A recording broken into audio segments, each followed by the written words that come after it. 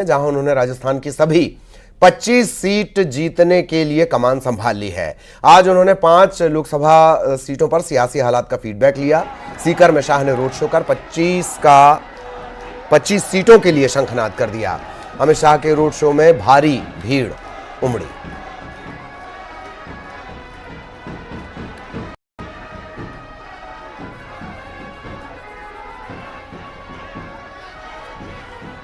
दो दिन के दौरे पर, राजस्थान के दौरे पर हैं केंद्रीय गृह मंत्री अमित शाह।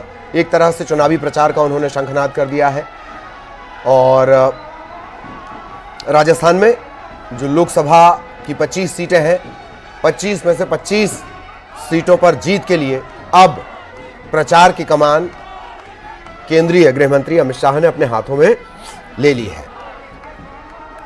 5 लोकसभा सीटों का एक फीडबैक उन्होंने लिया है।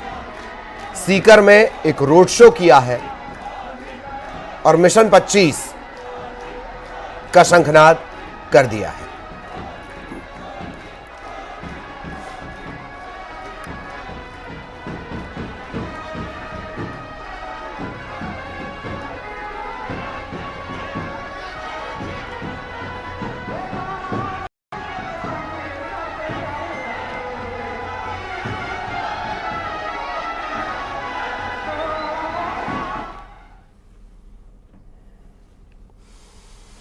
इधर दिल्ली में बीजेपी घोषणा पत्र समिति की पहली बैठक कल होनी है। बीजेपी मुख्यालय में कल सुबह 11 बजे यह बैठक होगी। राजनाथ सिंह की अध्यक्षता में मध्य प्रदेश, छत्तीसगढ़ के सीएम भी इसमें शामिल होंगे।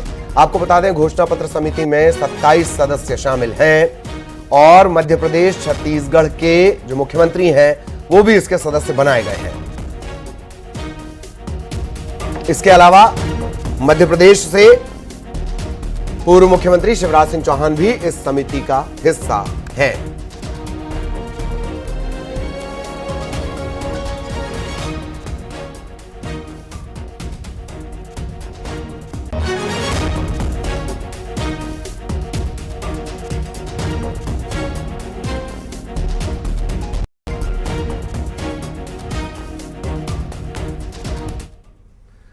इधर सिवनी में कांग्रेस पर बरसे हैं सीएम और कांग्रेस की तुलना उन्होंने शिशुपाल से की है। जनता सुदर्शन चक्र चलाकर जवाब देगी, कांग्रेस कट कर मरेगी। सिवनी के घनसौर पहुंचे हुए थे सीएम डॉक्टर मोहन यादव और वहां उन्होंने सभा को संबोधित किया।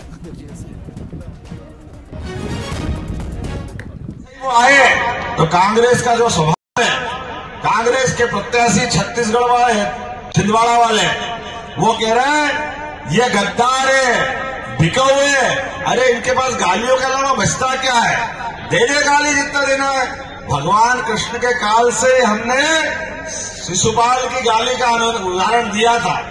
एक नहीं, दो नहीं, 100 गाली 100।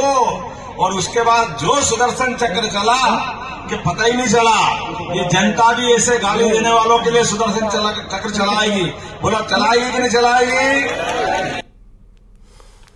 आगर मालवा में दिग्विजय सिंह ने एक बार फिर ईवीएम पर सवाल खड़े किए। कांग्रेस नेता ने कहा कि वीवीपैट में सॉफ्टवेयर इस तरह का है कि दिखता कुछ और है, छपता कुछ और। दिग्विजय सिंह ने बैलेट पेपर से चुनाव कराने की मांग की। बीजेपी पर भ्रष्टाचारियों को पार्टी में शामिल करने के आरोप लगाए।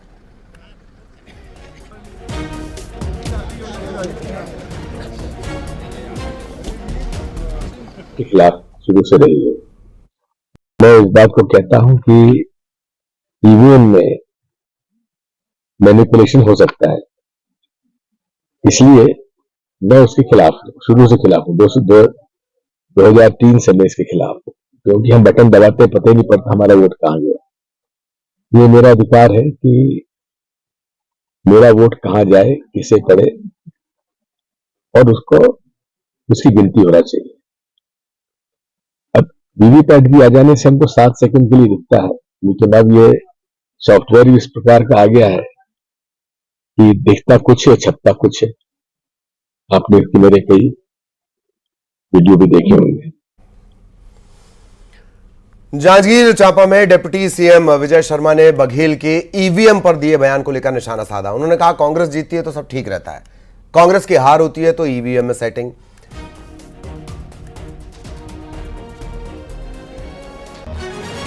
विधायक हूँ मैं कवर्धा का विधायक हूँ।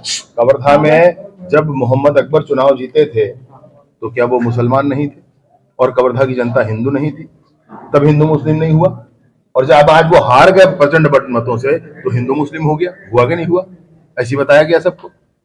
जब पिछली बार इनकी प्रचंड बहुमत की सरकार बनी इनकी कांग्रेस की, तब ईवीएम ठीक था, अभी ईवीएम गड़बड़ हो रहा है, वो हार का डर सता रहा है।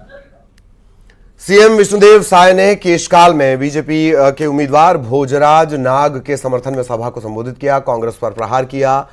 कहा, कांग्रेस सरकार ने एक भी वादा पूरा नहीं किया, जनता को छला, भ्रष्टाचार किया, शराब में घोटाला किया। आज कांग्रेस के नेता घोटाले के चलते जेल में हैं।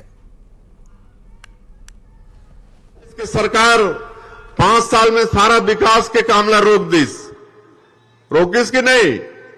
26 ठन वादा करे रहीस, 1 ठन वादा पूरा होइस 5 साल में, 1 ठन वादा ला पूरा नहीं करिस और इसलिए छत्तीसगढ़ के जनता मोला सरकार ले बाहर कर दिन। खाली 5 साल में धोखा दे के काम होइस, छत्तीसगढ़ के जनता के साथ धोखाधड़ी, पूरे छत्तीसगढ़ ला चारागाह बना दिन, भ्रष्टाचार के गढ़ बना दिन, अपराध के गढ़ बना दिन। खबर दिल्ली से। बीजेपी के स्थापना दिवस पर एक मेगा प्लान तैयार किया गया है। 6 अप्रैल के लिए एक बड़ा कार्यक्रम तैयार किया गया है। मोदी सरकार की हैट्रिक के लिए कार्यकर्ताओं से आह्वान और वरिष्ठ कार्यकर्ताओं का सम्मान ये किया जाएगा। बूथ स्तर के लाभार्थियों से विशेष संपर्क भी किया जाएगा। विनीत कुमार दिल्ली से हमारे सहयोगी जुड़े हुए हैं। तो विनीत, स्थापना दिवस पर कार्यक्रम भी हो जाएगा और चुनावी रणनीति भी साध ली जाएगी। विस्तार बताएं जरा। जी ललित, निश्चित तौर पर मैं आपको बताना चाहूंगा कि बीजेपी ने स्थापना दिवस को लेकर के बड़ा प्लान बनाया है, जिसको लेकर के बीजेपी राष्ट्रीय अध्यक्ष जेपी नड्डा ने सभी कार्यकर्ताओं से आह्वान किया है। साफ तौर पर बीजेपी चाहती है कि 2024 में 6 अप्रैल को जब स्थापना दिवस हो तो निश्चित तौर पर इस तरह का कृत संकल्प लिया जाए, ताकि जब 2024 का लोकसभा चुनाव होगा, प्रधानमंत्री नरेंद्र मोदी तीसरी बार प्रधानमंत्री बने। साथ ही साथ जिस तरह से 370 का लक्ष्य है बीजेपी के लिए और एनडीए के लिए 400 का लक्ष्य रखा है, उसे बीजेपी पूरा कर ले, इसको लेकर के चिट्ठी लिखी गई है। तो साफ तौर पर चिट्ठी में यह भी कहा गया है कि प्रधानमंत्री नरेंद्र मोदी जिस तरह से गरीब, पिछड़ों, आदिवासियों, युवाओं के लिए काम करते हैं और इस कार्यक्रम को आगे भी जारी रखा जाए, इसके लिए तो मैं सभी कार्यकर्ताओं को मिलकर के काम करना है। एक और पार्टी ने जो निर्देश दिया है उसके अनुसार सारे जो बूथ है वहां पर जाना है, बूथ के लाभार्थियों से मुलाकात करनी है। साथ ही साथ एक बड़ा जो प्लान बनाया है, झंडारोहण का प्लान बनाया है। सभी पार्टी मुख्यालयों में या फिर जहां पर पार्टी के कार्यालय हैं वहां पर बीजेपी के कार्यकर्ता जो है वो एक साथ जुटेंगे और वहां पर झंडा तोलन का कार्यक्रम होगा। इसके साथ ही साथ जो विभिन्न कार्यक्रम है, विभिन्न कार्यक्रमों को भी आयोजित करने का प्लान जो है वो बनाया गया है, ताकि जो मिशन 2024 है बीजेपी के लिए, जिसका निर्धारण प्रधानमंत्री नरेंद्र मोदी ने अपने देशवासियों के लिए रखा है, अपने कार्यकर्ताओं के लिए रखा है, उसे पूरा किया जाए। इसको लेकर के जो लक्ष्य है और या फिर इसको लेकर के जो नीति है वह प्रधानमंत्री नरेंद्र मोदी को एक बार फिर से 2024 में जिताने का जो कार्यक्रम है वो बीजेपी बनाए। इसको लेकर के चिट्ठी जो है वो प्रधानमंत्री नरेंद्र मोदी को फिर से तीसरी बार जिताया जाए, इसको लेकर के चिट्ठी जो है बीजेपी राष्ट्रीय अध्यक्ष जेपी नड्डा ने सभी कार्यकर्ताओं को लिखा है। एक बड़ी बात यहाँ पर मैं आपको बताना चाहूंगा कि पार्टी का स्थापना दिवस जो है वो 6 अगस्त को है। इसको लेकर के बीजेपी एक बड़ा कार्यक्रम जो है वो देश भर में आयोजित करना चाहती है। साथ ही साथ कार्यकर्ताओं में उत्साह का जो माहौल है वह भी भरना चाहती है, जिसका फायदा जो है वो आगामी लोकसभा चुनाव में पार्टी उठा सके। चलिए, बहुत बहुत धन्यवाद आपका इस तमाम जानकारी के लिए। जांजगीर चांपा में कांग्रेस के लोकसभा चुनाव के उम्मीदवार शिव डहरिया ने बीजेपी पर निशाना साधा और छत्तीसगढ़ की सभी 11 सीटें कांग्रेस जीतेगी यह दावा किया। उन्होंने कहा कि 3 महीने की बीजेपी सरकार में नक्सल, लूट, डकैती, बलात्कार ये मामले बढ़े हैं। साय सरकार फेल है। केंद्र पर भी उन्होंने हमला बोला और कहा कि जनता बीजेपी को सबक सिखाएगी। भारतीय जनता पार्टी की सरकार 3 महीने उनके पूरे हो गए, लेकिन इन 3 महीनों में कहीं उनका कोई काम दिख नहीं रहा है। कानून व्यवस्था की स्थिति खराब हुई है। आप देख लीजिए, शहरों में लूट, हत्या, डकैती, बलात्कार, चोरी, ये सब घटनाएं बढ़ गई है। अपराधी पकड़े नहीं जा रहे हैं और अब बस्तर में नक्सली घटनाएं बढ़ गई है।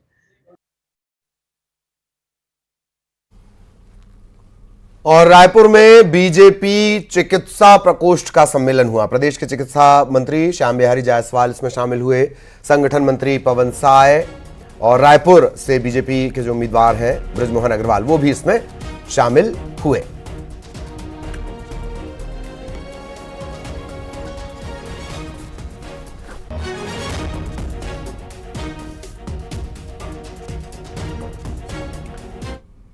को तो उनके जाने का समय आ गया है और जब से इंडी बना है तब से तो कांग्रेस पार्टी को छोड़कर बाकी पार्टियां आधी हो गई हैं।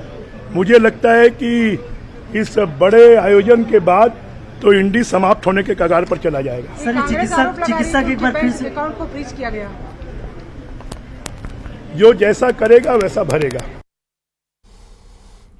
रायपुर में दीपक बैज ने बीजेपी के नेताओं के द्वारा बैज का पक्ष लिए जाने पर लेकर कहा कि बीजेपी को सबसे पहले अपना घर देखना चाहिए। बीजेपी खुद सुरक्षित नहीं, कांग्रेस के घर में झांकने का काम कर रही है। दीपक बैज की चिंता करने की जरूरत नहीं। पहले अजय चंद्राकर, राजेश मूणत, अमर अग्रवाल, धर्मलाल कौशिक इनका हालचाल पूछ लेना चाहिए। भाजपा अपने घर में पहले झांक ले और फिर कांग्रेस में ध्यान दे। भारतीय जनता पार्टी को लगता है दीपक बैज से प्यार हो गया है और सबसे पहले उनको तो अजय चंद्राकर जी का हालचाल पूछ लेना चाहिए, राजेश मूणत जी का हालचाल पूछ लेना चाहिए, अमर अग्रवाल जी का हालचाल पूछ लेना चाहिए, धर्मलाल कौशिक जी का हालचाल पूछ लेना चाहिए। सबसे इससे पहले इन लोग का हालचाल पूछ लेते, दीपक बैज का याद करते तो ज़्यादा अच्छा रहता। इसलिए भारतीय जनता पार्टी अपने घर में पहले झांक ले, फिर बाद में कांग्रेस पार्टी में झांके। आपको कैसे? इधर विदिशा में कांग्रेस को एक और झटका लगा है। अब शशांक भार्गव के समर्थक बीजेपी में शामिल हो गए, तकरीबन 1000। शशांक भार्गव ने कुछ दिन पहले ही पार्टी छोड़ी। पूर्व सीएम के सामने उन्होंने बीजेपी की सदस्यता ली और आज तकरीबन 1000 समर्थक भी बीजेपी में शामिल हो गए।